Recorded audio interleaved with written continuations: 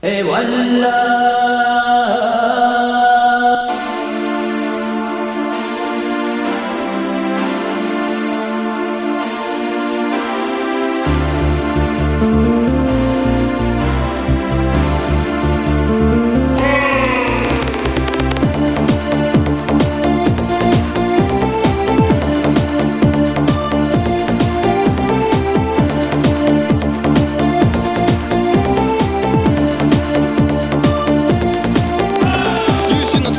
Yra mokykla, fizika, chemija ir anglų kalba suskambėjo skambutis. Jau pamoka baisi, geografija tikra kančia. Mat kažkas žemėlapį rodo kažką čia. Anglija, Prancūzija, čia Lietuva. Kaip žinot, pertrauka labai trumpa ir greit prasidės kita pamoka.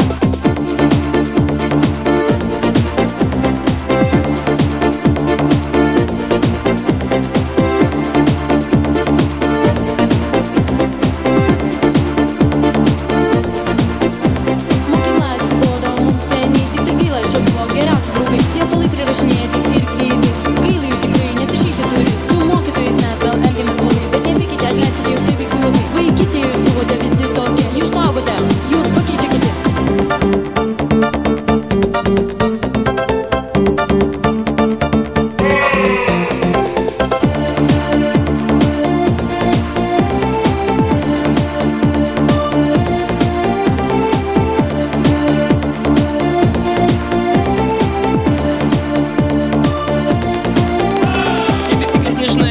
Nemokyti į pamoką eiti, geriau negalvok į fiziką. Tikrai bjauri pamoka, mėšlas visoks baisu eiti tau čia. Per chemiją geriau tu kieto nelaužko, sėdėk ramiai ir šikną suglaus. Taigi turbūt jums aišku yra, kas per šūdas ta klaiki mokykla.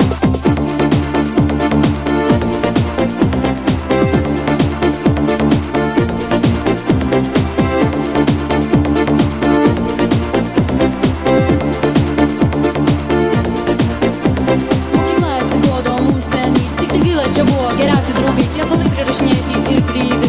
Gaila jų tikrai, nes išeiti turi. Su mokytojais mes gal elgiamės blogai, bet nepykite, atleiskite, juk tai vaikų juokai. Vaikystėje visi jūs buvote tokie, jūs augote, jūs pakeičia kiti.